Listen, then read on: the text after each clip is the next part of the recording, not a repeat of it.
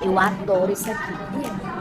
Esse negócio volumoso. Volumoso, né? Entendeu? E firme, né? Firme. Firme é mais importante. É verdade. Não, volumoso também é importante. Mas é melhor firme do que volumoso. Bem-vindo a mais um Café com Face. E hoje, o episódio número 25 dessa segunda temporada. E olha só com quem eu estou aqui. Débora Trindade. Obrigada pelo convite. Maravilhosa. Obrigada. Diga seu nome, sua graça e sua idade. Olha, eu vou dizer logo sua idade. Idade. Débora Trindade, tem 34 anos. Uma coisa linda, não é verdade? 34 anos de muita lindeza, esbanjando aí. Debinha, qual a profissão?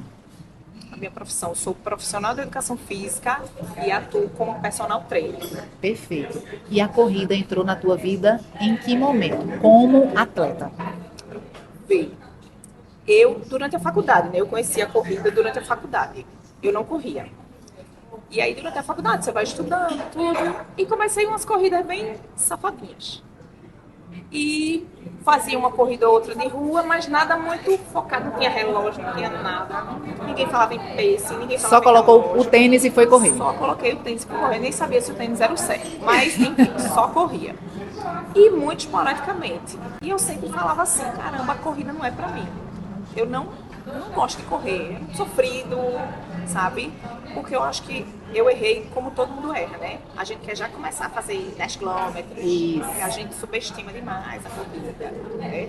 E aí eu queria fazer 10 quilômetros, aí ficava quebrada no outro Você dia. acha que tem que fazer muito para correr, Isso, para pra correr. se dizer corredor. Isso, exatamente. Não é isso? Aí eu ficava dolorida, eu disse, Maria, isso não é pra mim não. Isso foi na época que eu era estagiária, errava com tudo, era muito verdinha. Enfim, e comecei a aprender mais e me formei e tudo. E aí minhas corridinhas começaram a ser bem recreacionais, no domingo. Certo. Fazia o seguinte, dia domingo eu ia pra Orla de Boa Viagem, fazia ali meus 3, 5 quilômetros, ia pra praia, pegava uma praia e ia pra casa. Isso ainda sem relógio, sem pace, sem tempo, Recreativo, sem nada. Eu só certo. queria fazer 3 a 5 quilômetros, ia pra praia, tomava um solzinho e pronto. Isso foi quando? Época? Isso, 2020, 2021, 2022. Época da pandemia. Isso. Não, isso foi pré-pandemia, Pré. desculpa. Pré-pandemia, isso mesmo. É porque tudo agora gira em torno da pandemia. A gente foi tem, um marco, não né? Foi um divisor Não, de águas. é. Foi um divisor de águas para todo mundo. E na corrida também. Isso. Muita gente, eu conheço muita gente que se identificou na corrida e eu fui uma delas. E aí, durante a pandemia, eu fiquei isolada, né? Minha profissão não permitiu que a gente trabalhasse. E eu comecei a ter umas crises de ansiedade. Quem eu nunca? nunca tinha tido na vida. Eu não sabia como era. E aí fui atrás, procurar saber, porque eu estava 4 noites sem dormir. E eu estava com Quatro? 4 noites sem dormir. Eu estava com todos os sintomas de ansiedade. Foi bronca. Foi difícil para todo mundo, Foi né? trash, foi trash. E aí eu disse, rapaz, sabe o que eu vou fazer? Eu vou levar o meu corpo para uma exaustão diferente do que ele está acostumado. Eu vou correr.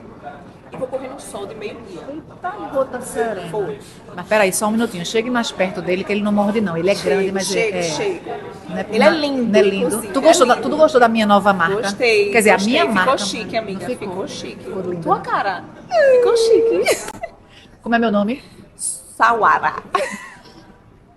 Recebi seu recado, hein?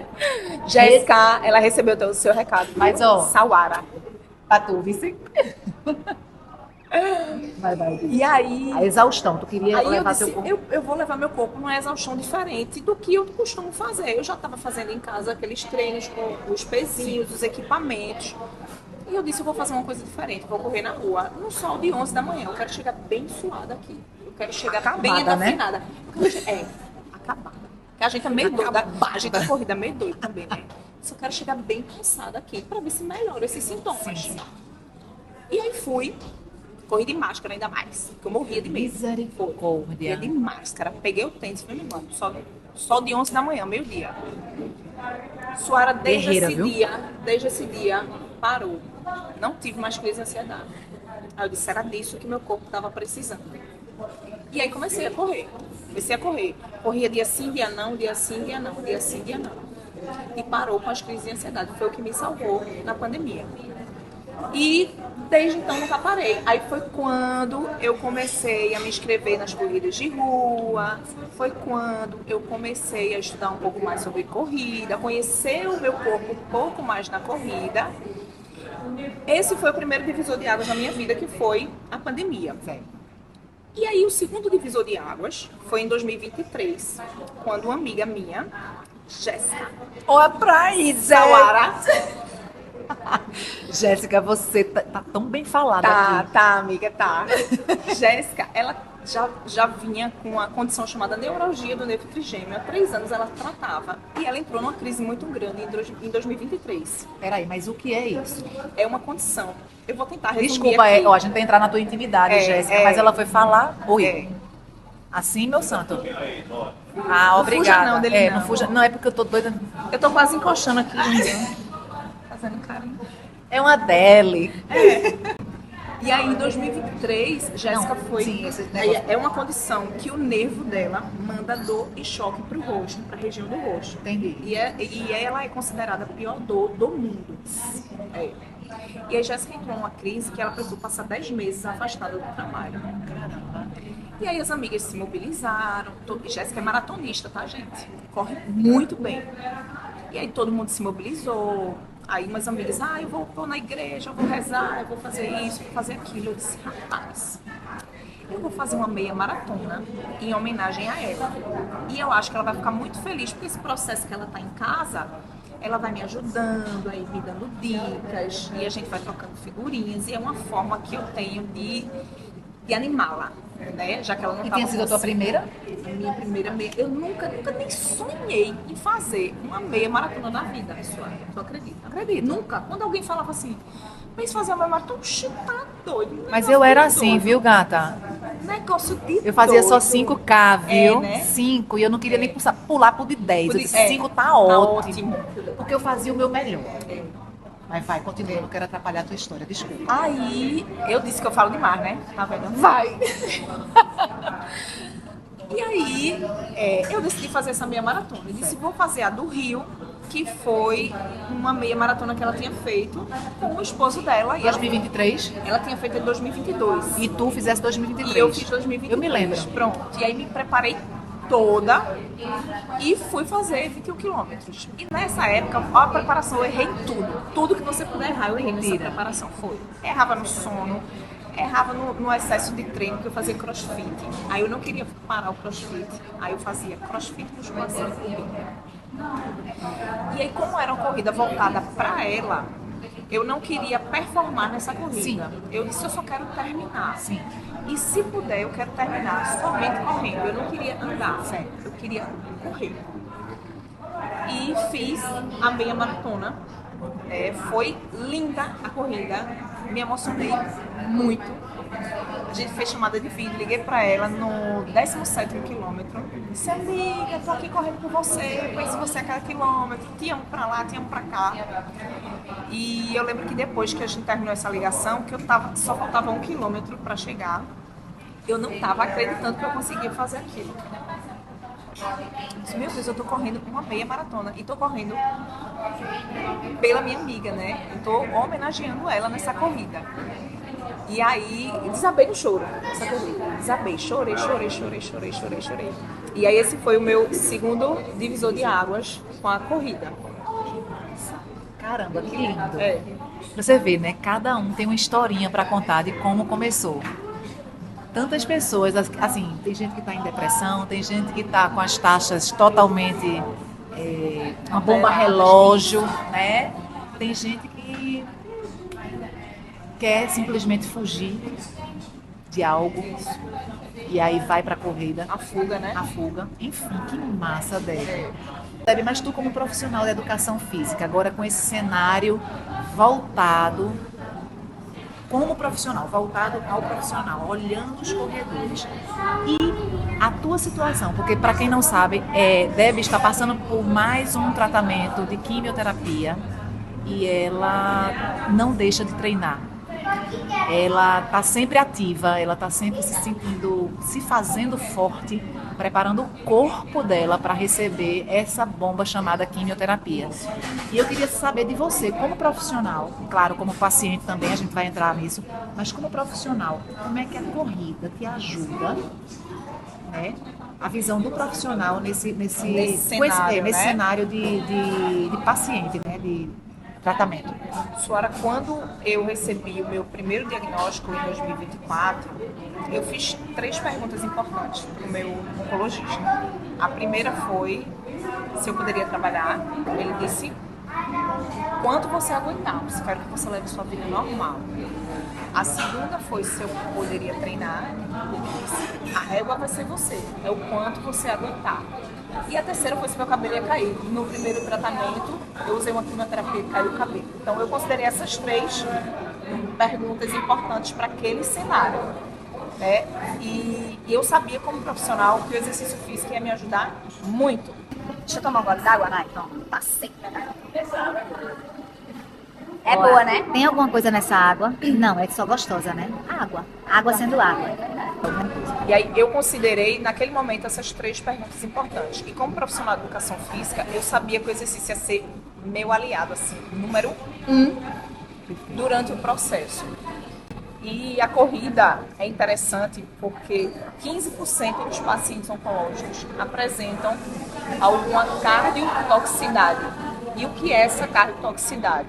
É importante. É quando o coração, o sistema vascular, é sobrecarregado pela quimioterapia, pela radioterapia, pela imunoterapia. Certo. Porque o tratamento, o mesmo tratamento que salva, também debilita e compromete. Sim.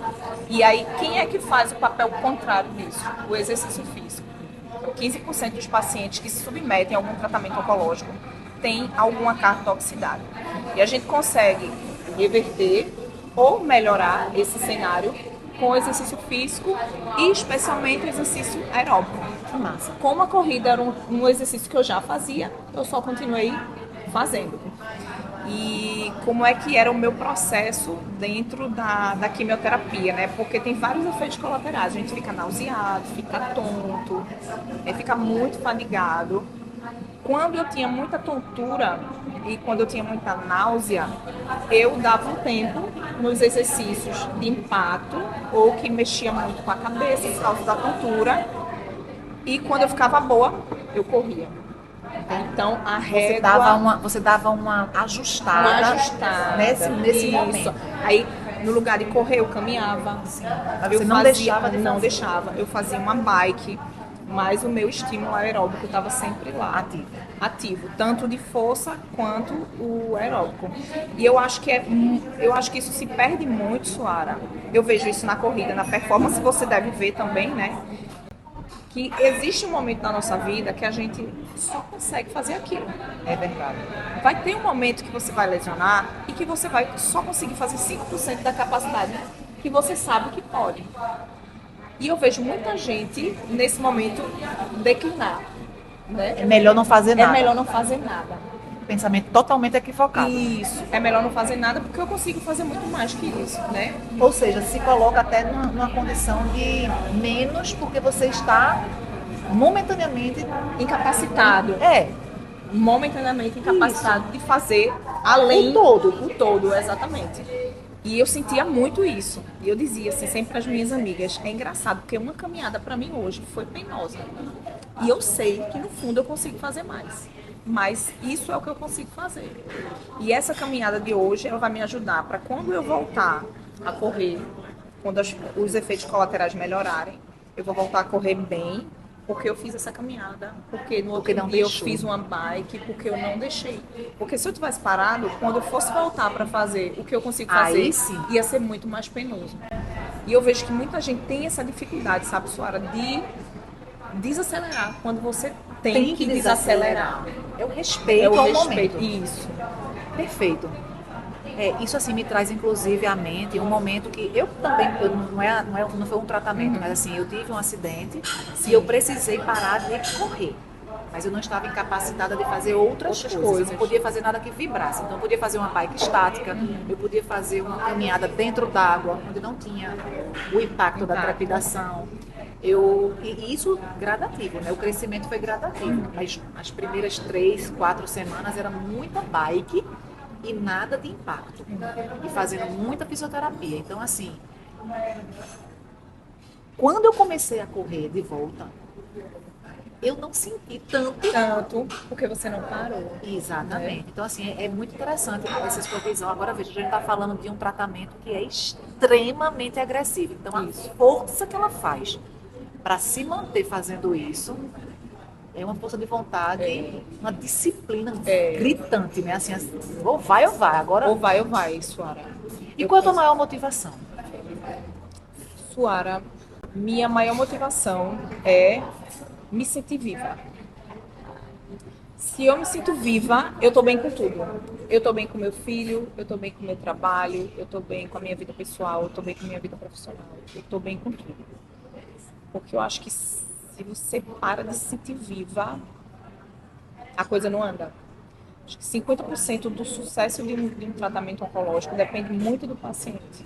Não adianta o oncologista chega lá com um protocolo, ó, tem um protocolo novo aqui que saiu, já está sendo aplicado no Brasil, a gente vai usar. Se o paciente ele não tem essa sede de viver, ele tem que ter essa sede de viver. Ele não pode desistir dele mesmo. Ele não pode. Ele é a única pessoa que não pode desistir dele mesmo. Até quando ele for desacreditado, ele não pode desistir dele mesmo. Porque tem coisas que não dependem da gente, tem coisas que são divinas, né? Que vão além do que eu posso fazer por mim e vão além do que os médicos podem fazer. Mas em momento nenhum você pode desistir de você. Então a minha maior motivação é me sentir viva. Porque se eu me sentir viva, todos os setores da minha vida estão bem. Estão bem, caminhando de acordo com que se caminha, não que esteja perfeito. Mas eu acho que tudo caminha bem quando eu consigo me sentir viva. E o exercício traz muito isso para mim, durante o tratamento. Porque a corrida, você sabe melhor que ninguém, né? Tem dia que a gente corre somente para refletir sobre a vida, né? Tem dia que a gente corre, a gente vai correr para performar, mas a gente tá ali refletindo sobre a vida. A gente olha para alguma coisa da natureza e agradece a Deus por estar vivo, por estar conseguindo correr. Eu penso muito assim, Deus, eu tô aqui lutando, mas que bom que eu tô conseguindo correr. Que bom que eu tô aqui viva, correndo. Eu agradeço muito a Deus. Então é um momento para mim, a corrida é um momento divino, é um momento religioso para mim também, sabe? E eu não me vejo em cenário nenhum do meu processo, assim, parando de fazer isso. Parando de correr, parando de fazer minhas coisas. Eu acho que tem 15 ou 18 dias por aí que eu fiz uma cirurgia, uma laparoscopia, eu vi. E eu tava correndo, né, todo sábado ali, fazendo meus longões, tudo direitinho. E eu tava com os pontos da laparoscopia, tava com os adesivos. Eu disse, sábado é dia de longão. Eu vou fazer o meu longão. Claro. O que é que foi meu longão? Não era impedido, então... Tudo certo. Qual vai ser o meu longão do sábado? Caminhada. Fiz 4 quilômetros de caminhada. Na orla, contemplando o mar, olhando o mar, agradecendo a Deus, vendo meus amigos correr, passando por todo mundo, falando, batendo na mão, e aí, boa corrida. E pronto, aquilo me fez tão bem, Suara. E eu acho que é isso. O que é que eu podia fazer naquele dia? Era 4 quilômetros caminhando, então foi o que eu fiz. Por mim, naquele dia, foi 4 quilômetros caminhando. E o legal é que a gente, quando está nesse ambiente assim, que propicia um astral bacana, uma vibe bacana, uma energia bacana, a gente também se contagia, né? Porque isso é que a gente tem que entender. Quando a gente eu sempre digo assim, se você tá, veja, eu não, graças a Deus, eu nunca fui diagnosticada. Eu posso até ter tido, como todo mundo na vida, passa por momentos de muita tristeza, enfim, cada um com seus paranauê, né? Cada um tem suas preocupações. Mas assim, eu fico imaginando que quando você está num ambiente onde a energia é boa, aquilo te ajuda a levantar. Mas se você já está se sentindo mal e você não busca lugares ou pessoas que te façam respirar, energizar, então você está contribuindo para permanecer naquilo e aí aquilo vai te afundando. Vai te afundando. Porque aí você não consegue subir. Assim, eu tô falando de uma forma leiga. Mas eu concordo 100%. Então, 100%. assim, essa energia, na época, você falou isso e eu vou voltar aqui pra mim. Quando eu tava sem poder correr, eu ia para todos os treinos com as minhas amigas. Eu ficava ali olhando, eu não fazia o treino, mas eu ficava ali no ponto de hidratação, lá o grupo de aldeia O que da te gente. fazia bem, né? Então assim, aquele momento ali, aquela energia É com o as contexto, meninas. né, Suara? Exato. É o contexto. Aí ia tomar um café da manhã, a gente só se encontrava nos sábados, né? A gente ia tomar um café da manhã. Aí falava potoca, aquela energia, você vai voltar, não se preocupa não. Eu digo, eu sei que eu vou voltar, é um tempo, é porque eu tô angustiada. Mas assim, é uma força, né? E você tem um círculo de amizade maravilhoso. Maravilhoso, Jéssica. Jéssica. Ai, Jéssica não sai da nossa vida. Jéssica foi uma virada de chave pra mim na corrida. Pois é. Eu fico Ela me perguntando. Ela corre, ela é maratonista. ela voltou a correr. Maravilha, parabéns. Ela é maratonista. Jéssica. Corre muito bem, inclusive. Olha, o outro tá recebendo café. Qual é o Cafezinho coado? chegou. Abençoada. É coado, abençoada. É o É o mote. mote. A gente toma, a gente A toma gente todos. toma o mote. Obrigada, meu amor. Menina, adorei o mote. Olha, o Minha patrocínio gente, não é- mote. o nome não é só café com pace, né? Café, literalmente, viu? É, lógico. Um brinde, né? Lógico. Um brinde à nossa saúde. Claro. E ao podcast Café com Pace. E é isso, né? A energia pra gente é muito massa, né? Porque levanta mesmo. Eu quando vejo seus stories, suas publicações, suas falas, eu fico muito feliz, porque realmente o que você passa ali pra gente é justamente essa questão de tem que fazer, é importante, e aí fala Deb profissional, fala Deb paciente, está sentindo na pele. Então, assim, como é que está a Deb paciente, né, nesse momento de tratamento novamente, que você já teve isso? E qual é a Deb agora? Como é que a Deb encara esse segundo tratamento nesse novo cenário? Suara veio. Não é um cenário que eu queria. Ninguém queria estar enfrentando o câncer pela segunda vez. Hoje eu vou falar para vocês entenderem. O meu primeiro câncer foi um câncer gástrico. Eu fiz a cirurgia retirada do estômago. Hoje eu vivo sem estômago. E ele voltou no esôfago. Né? E eu tô com ponto de metástase no peritônio também. São notícias não tão legais de digerir, mas quando eu olho para o lado, enxergo a vida de todo mundo, das pessoas que me rodeiam, das histórias que eu fico sabendo, e eu internalizo para mim que eu não sou a única pessoa que estou enfrentando uma batalha, eu olho para o lado e vejo um casal de amigos que perdeu um filho anos atrás. Suara, ninguém está preparado para perder um filho. Não. E aí você começa a tentar comparar sua dor, né? Você olha para o lado e vê alguém que está tentando enfrentar um luto que a pessoa não consegue superar, porque eu acho que é uma coisa que você nunca supera. O luto de um pai, o luto de uma mãe.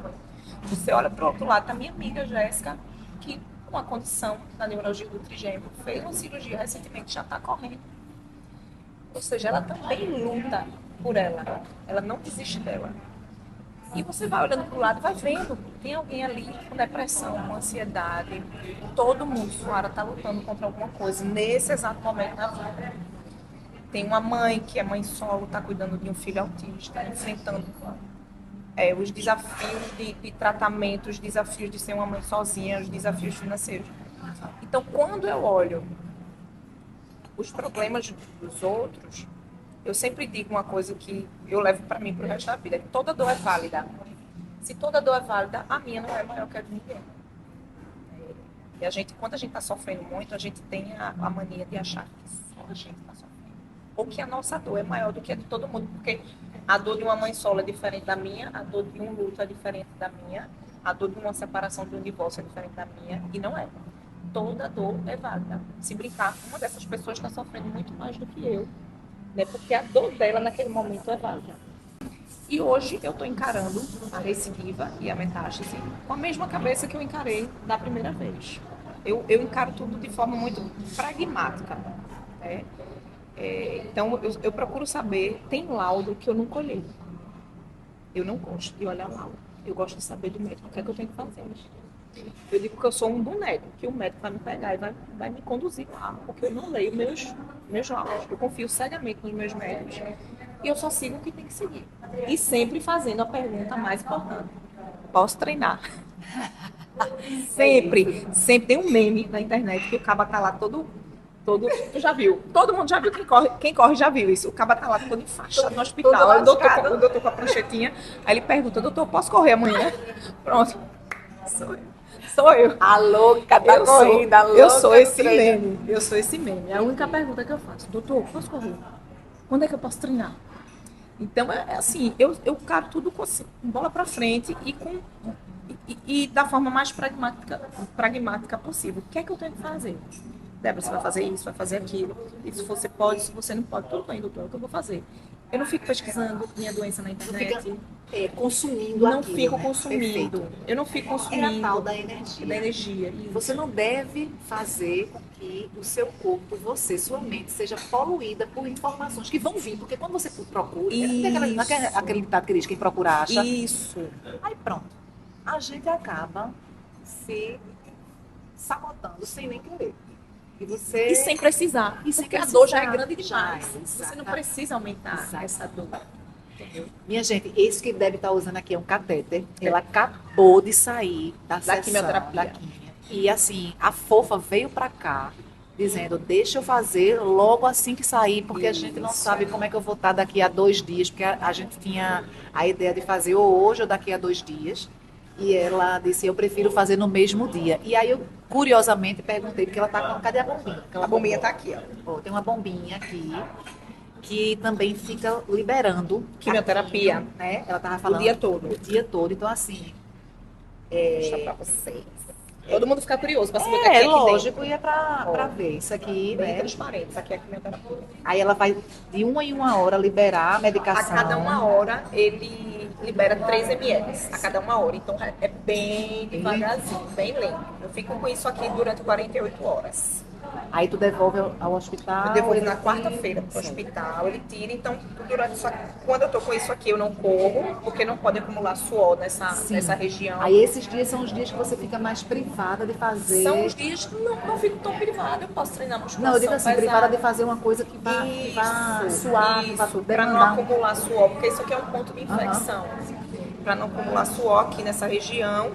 Mas eu queria vir hoje para mostrar para as pessoas, porque existe muito paradigma na doença ainda do câncer, né, Suara? Paradigma de falar a palavra câncer, tem gente que se recusa a falar a palavra câncer. É verdade. Tem gente que fala o probleminha, o CA. É. E sempre quando vem falar comigo, só pode falar, não tem problema. Eu me expus. Se eu me exponho desse jeito na internet, então pode falar.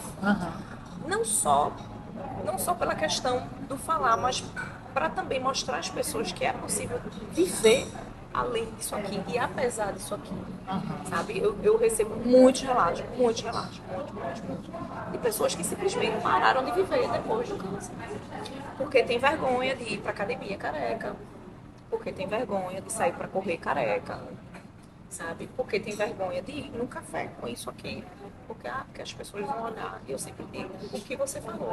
A única pessoa que não pode desistir de você é você mesmo. Então a única pessoa que não pode te olhar com pena é você mesmo. Perfeito. Ah, Débora, ninguém te olha com pena. Eu disse, olha, mas eu não tô nem aí. Pode olhar, não tô nem aí. Pode olhar curioso. Então eu acho que a gente tem que internalizar que a gente não pode deixar de viver apesar dos problemas. É uma doença pesada, mas a gente não pode deixar de viver. Não pode deixar de acreditar que vai dar certo e de fazer acreditar que vai dar certo. E eu acho interessante, Suara, porque cada paciente se agarra em algum setor da vida. É normal. Tem gente que se agarra muito na religião. Então uma pessoa vai ali, na igreja, praticamente todo dia. Só escuta música evangélica ou música religiosa, enfim, de acordo com a sua religião. Tem gente que se isola, não deixa os amigos irem visitar, a pessoa se isola totalmente. E tem gente que faz o que eu fiz, que é colocar essa energia no exercício físico, colocar essa energia na corrida, colocar essa energia em alguma coisa que me dá um retorno positivo. Porque isso me dá um retorno positivo. Entende? Quando eu coloco meu corpo para se exercitar, eu sei que, além de fazer bem para a quimioterapia, porque a quimioterapia ela ataca não somente as células cancerígenas, ela ataca as células boas também. E o exercício físico é justamente o contrário. Quando eu estou lá bem fadigada no sofá, que eu não consigo ter energia para nada, se eu vou caminhar. Hoje eu não posso correr, eu tô tonta, mas eu vou caminhar. E quando eu caminho, melhora. Porque o exercício físico, ele faz com que a gente, justamente o contrário. Ele oxigena as células que estão lá fraquinhas, oxigena célula, tecido e órgão, e você melhora na fadiga. Perfeito. Então, Isso é importantíssimo saber, minha gente, porque vê que massa esse ponto de vista, a consciência do quanto o exercício faz bem, né? Vai, do poder do exercício físico no tratamento em todos os oncológico. sentidos, Isso. né? E outra, isso é interessante até para quem nunca fez exercício e foi diagnosticado. Porque a pessoa faz, eita, nunca fez exercício. Poxa, agora é que eu não vou fazer mesmo. Isso aqui, não vou caminhar, não vou fazer nada, eu não posso pegar peso, não posso fazer nada. Muito pelo contrário, aí é que você tem que começar a fazer, porque o exercício físico, ele faz justamente o contrário do que a quimioterapia faz danosamente para as células boas. Sim. Então você melhora muito da fadiga. Melhorando da fadiga, você melhora a sua qualidade de vida. Você consegue manter um peso corporal. Você consegue manter seu intestino funcionando bem. E você ainda consegue socializar. Porque se você vai para um ambiente que tem outras pessoas, você consegue conversar, você consegue sentir acolhimento daquelas pessoas, que é o que acontece muito comigo no meu trabalho. Vou para academia, às vezes estou fadigada, todo mundo já sabe quando eu estou, porque meu olho fica assim, ó. Tá fadigada, Esse né? zoinho verde lindo. Fico no farol Coisa baixo, mais assim, linda. ó, farol bem baixo. Minhas amigas estavam fadigadas. Eu disse, tô fodida. Eita, corta. Não, tem nada não. Aqui o povo é gente E eu grande. ainda minha dizia gente. assim, ó, tô fodida. Tem nada também não. Tem alguma coisa? Tem um problema? Produção? Corta, faz pi, pli, pli, pli. Lógico que não, olha. Disso aqui para isso aqui. E o fichinha. É fichinha, né? Não? Foi. É adoro. E da pilha. E da pilha, Só da a gente vibração. vai entender a pilha. É, a vibração. A pilha é outra história. A pilha é outra história. Engraçado. Toda vez que meu sogro ele morreu, ele fez o tratamento oncológico também. Ele teve câncer de intestino. E assim, foi bem dolorido para todo Pesado, mundo. né? Mas ele não fazia nem, obviamente, ele já era um Uhum. senhor e não tinha o hábito de se exercitar. Uhum. Mas a ideia que passava assim pra gente era que tava o que você disse, mata as células ruins, mas também mata as células boas. E quando a pessoa tem essa energia, aí a coisa piora, né? Piora. A situação. Então, assim, ele nunca reclamou. Ele era um cara forte, sabe? Uma pessoa Firme, né? firme. Ele nunca reclamou do tratamento.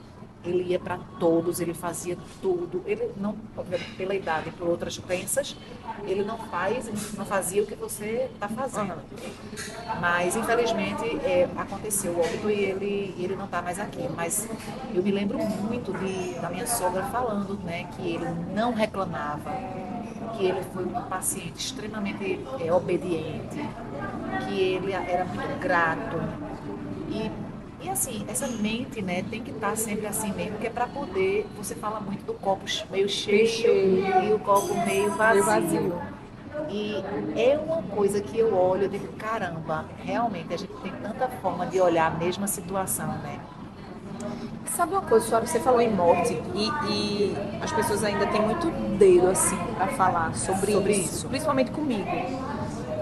E eu não posso falar por todo mundo, eu vou falar por mim. Claro. E eu trabalho muito minha cabeça para o cenário bom, que é o que eu espero e o que eu faço por onde acontecer, mas também trabalho minha cabeça para um cenário ruim, um cenário de morte, seja uma morte daqui a 1 ano, 2 anos, 3 anos, 4 anos, 5 anos. Se estenda a Deus, eu estou renovando minha promessa, só mais 5 anos. Chegar em 5 anos, eu renovar esse contrato, mais 5 anos. Bora um aditivo aqui. Bota um chorinho de tempo de vida.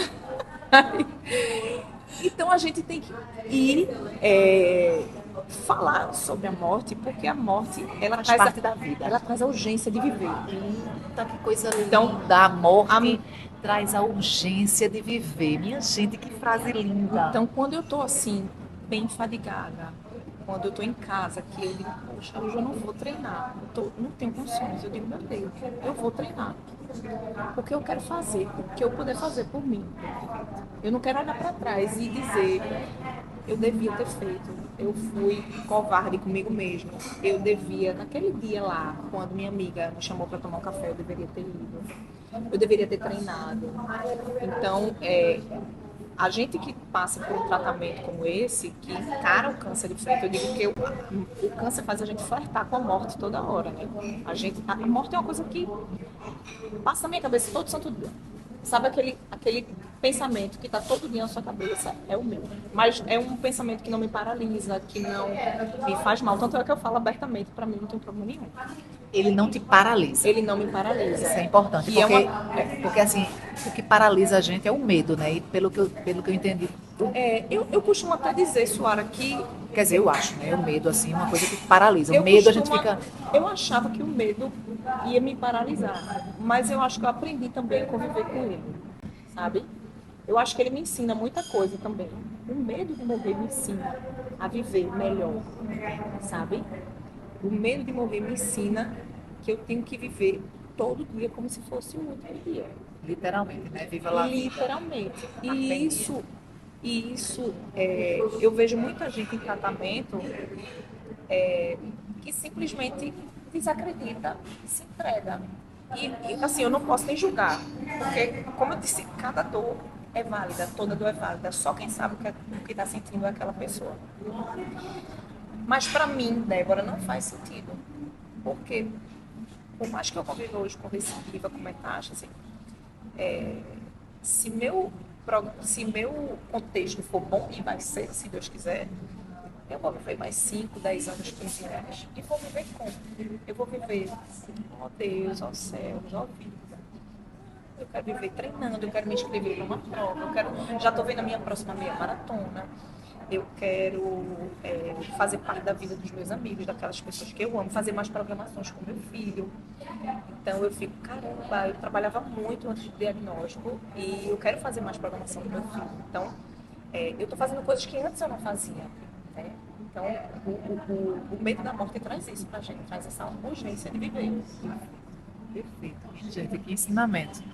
Porque assim, eu às vezes fico pensando, né? Eu fico imaginando o que muita gente... Eu tenho que parar de imaginar o que os outros pensam, porque eu tô nem aí porque os outros pensam, né? Eu tô um pouco se lixando, né?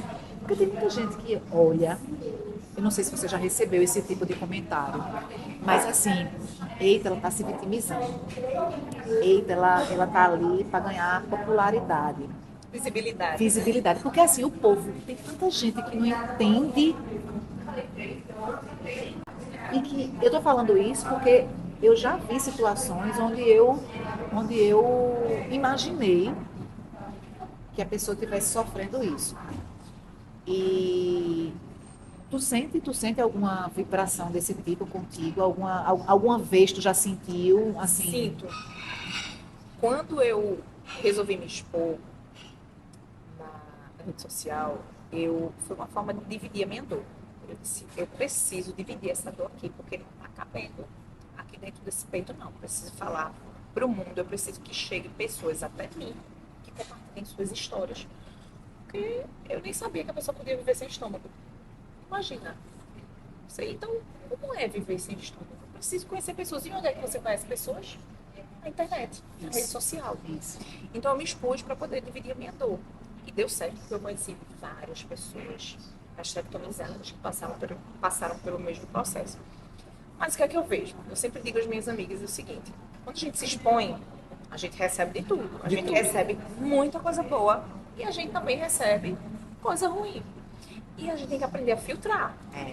E não levar para o coração. Porque se a gente for levar para o coração tudo de ruim que a gente recebe, aí o negócio vai ficar feio, né? Porque você vai acabar se afundando. E eu recebo algumas coisas não tão legais durante o processo, mas eu não levo pro coração. Eu sempre procuro olhar assim, Filtrar. Essa é a dor que a pessoa está passando. Eu vou te dizer, eu não vou entrar em detalhes, porque a pessoa pode saber que é ela e... Sim, mas enfim, você não precisa não dizer vem ao quem caso, é, né? Não vem ao caso. Eu vejo que muita gente sofre E tem muita gente que busca apoio. Débora, como é que você consegue fazer exercício? Como é que é isso? Me diz aí. Olha, eu acabei de ser diagnosticado. E fiquei muito feliz em ver você correndo. Porque eu tô vendo que eu posso correr. Sabe? Então tem muita gente que é um mundo novo. Quando você mergulha nisso, é tudo muito novo. Você acha que sua vida parou a partir dali. Quando você vê alguém que corre, que faz musculação, que trabalha, que consegue ter seus momentos de lazer, consegue conviver com a família, com os amigos, normalmente, Quem sabe é tu, Vici. isso é muito bom, porque traz um fôlego, né? Você, não, peraí, minha vida não pode parar não, a menina tá aqui correndo, ó, então eu posso continuar a minha bike, eu posso continuar o meu esporte que eu gosto, enfim, mas também vem muita gente assim, que tá sofrendo muito. E ó, o bolo chegou, o bolo chegou. Eu adoro limão siciliano.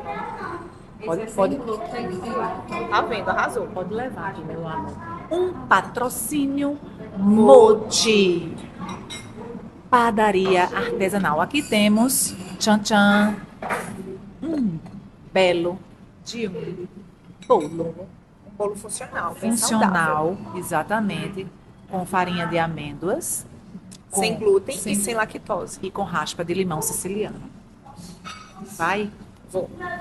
Ó, a gente vai falar, mas a gente vai comer. Tá, Vamos ver esse aqui. vamos provar. Vamos. Feito na Maria Braga. Mas tem açúcar. Que delícia. Delícia. Para. Dela não é? E eu perguntei Se se era tem açúcar. docinho. Eu acho que deve ser adoçado com adoçante. Olha, muito gostoso, minha gente. Muito bom, né? Amo.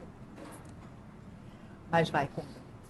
E aí, da mesma forma que chega muita coisa boa, muita gente procurando ajuda, muita gente feliz porque acabou de descobrir que alguém que vive sem estômago em tratamento do câncer consegue levar uma vida normal. Chega muita gente em sofrimento, mas que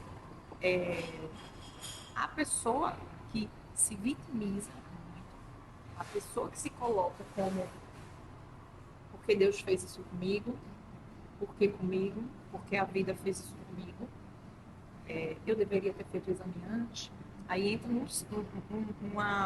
num compilado de coisas ruins, que a pessoa está mergulhada nisso. E às vezes me questiona assim, como é que ela não está sofrendo? Como é que eu estou assim e ela está bem? Tipo, te chamando de falsa, é? Não, querendo me arrastar para baixo. Mentira, né? Eu sinto isso às vezes, sabe, Suara? Então, Sério? é sério.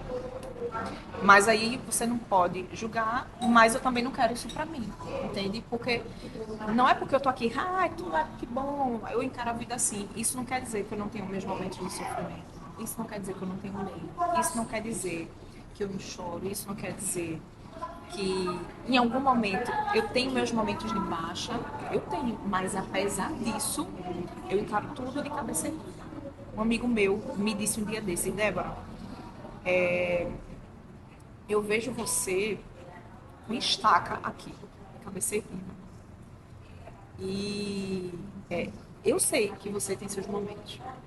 Nem toda hora você está feliz, nem toda hora, mas no contexto geral você está sempre com essa estaca aqui, cabeça erguida. E quando essas pessoas chegam para mim, me questionando, né, como assim você consegue fazer exercício e eu não consigo? Como assim você está saindo para um café com um negócio desse aqui? Como assim você não tem vergonha? Isso me puxa para baixo. Porque eu sinto que a pessoa quer que eu sofra junto com ela. E eu não sofro. Por isso aqui eu não Como sofro. se não fosse real o que você tá. Isso, como se não fosse real. Isso que eu passo aqui para as pessoas. Que eu saio, que eu treino, que eu sou feliz. Que durante a corrida eu agradeço a Deus por estar conseguindo correr apesar do câncer. Porque eu não fico me questionando, porque eu não questiono Deus, porque eu não fico perguntando para a vida por que comigo. Eu não fico me lamuriando. Então eu sinto muito isso.